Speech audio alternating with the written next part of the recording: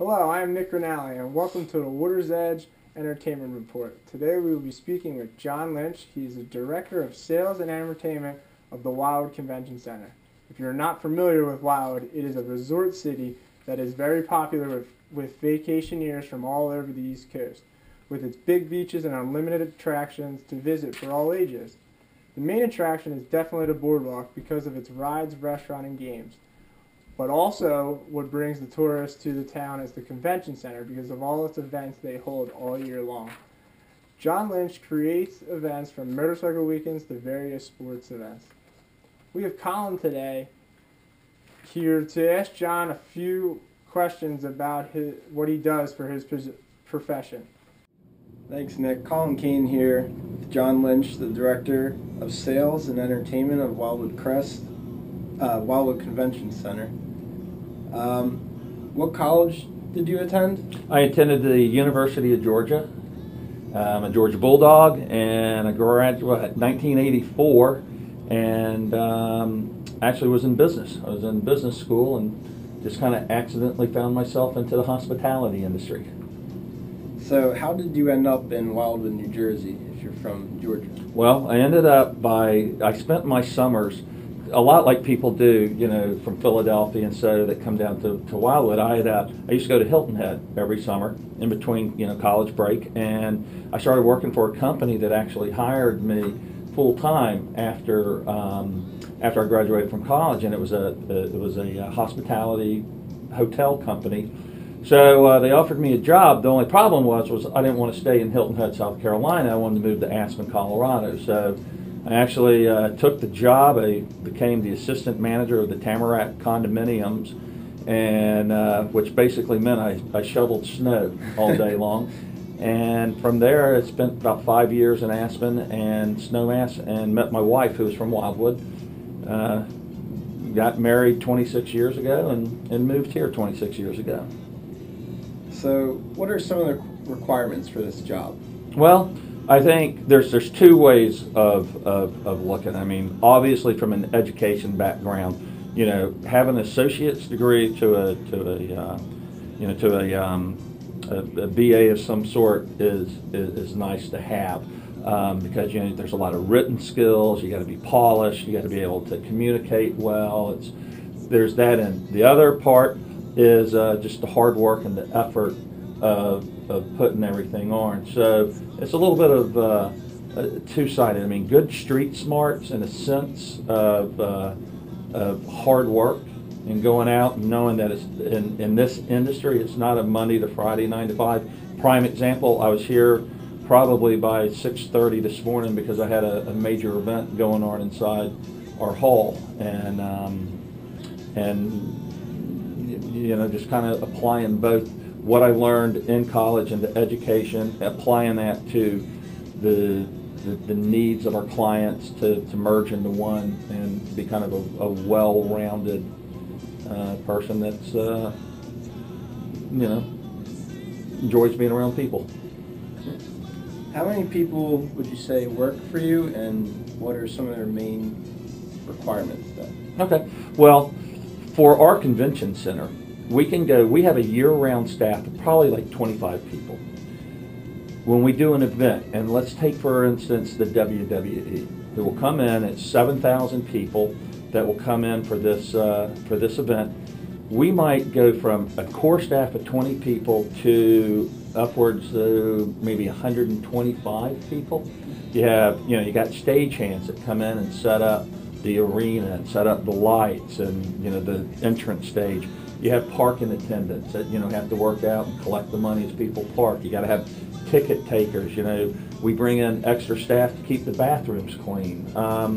So there's an array of different services and people that are involved in putting together an event, and it's an amazing thing to watch, to see, you know, like today, you know, it's quiet in the building, to tomorrow, you know, you have all of these people running around getting the job done. I know we had Kenny Chesney here last summer. How did you even start finding like events, that kind of events, to bring such a big celebrity to Wildwood? Well, that was a really unique story in the standpoint of, in this industry, and you'll learn as you get into this industry that it is a very close-knit industry. Your contacts are your friends. I mean, you really rely on. I've been trying for years to get some bigger events inside the Wildwoods Convention Center. Unfortunately, because we're only 7,000 seats, it doesn't make a lot of sense for a big touring artist to come through the Wildwoods Convention Center because you can't make your money back. Yeah. But I'm always, trying to go out there and find a promoter to do something like this. Well, I had a guy that was actually looking to bring Justin Bieber onto the beach. And we were going to do that as this big beach concert. And he brought in a group of people to come see the convention center, see our beach. We were up on the roof looking, scouting out, and one of the production companies that was helping him kind of come up with how much it was going to cost to do the event had been up there with us. Well, you'll learn, especially in the entertainment side, if you try to put on 100 events, 100 people will come to you to try to book something. Maybe one actually will. The ratio is crazy. Well, the guy's up on the roof, he's gone. Next thing you know, I get a phone call saying, hey, you got 15 minutes to get on the phone to talk someone into Wildwood. And that I did. I made this phone call. We talked to the management company that was working with American Express, explained what we had. We brought them down. They came to Wildwood. It was the foggiest day of the year. You could not see 20 feet in front of you, and we're trying to tell them that our beach is huge, and it just wasn't working. I didn't think it was going to happen. We're in the middle of a meeting. They kind of liked Wildwood. They weren't 100% sure, and then all of a sudden, the skies parted a little bit. We jumped in my truck. We ran out onto the beach. They saw the size of the beach and said, "This is where we want to do it." And 35,000 people later, we had a phenomenal event on the Wildwood Beach. It was a great event. Is there any future events for this summer that people can look forward to? Yes, I mean we're constantly working on different things. Now, what we saw on the level of what happened on the beach, I doubt it. I don't know when you'll see something like that again on the beach, just from the standpoint that American Express came in and they had footed the entire bill. I mean, they paid for every penny of it. And you got to understand that at one point, there was close to I think 100,000 people watching that video on YouTube and Vivo. So that was a big investment on their part. It was really like a big commercial for them. With us trying to get someone else that will come in and be a promoter and pay it and do it themselves is a big risk. And I think we're still a couple of years away from someone doing that. But inside the convention center and the hall here, with the stuff that I'll be booking inside here, we have the Harlem Globetrotters coming back. We have the WWE. We have a couple of concerts, that are youth-based.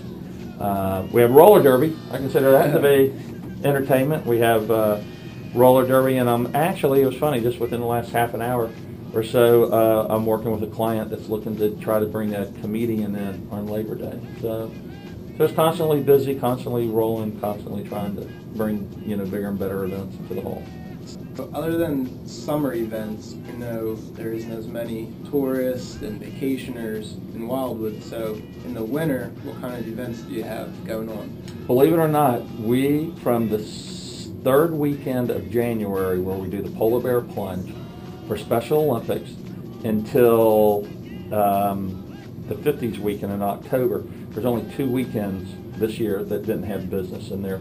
In our off season, which is really the dead season, February, March, April, we had futsal, which brought 7,000 soccer enthusiasts for a tournament.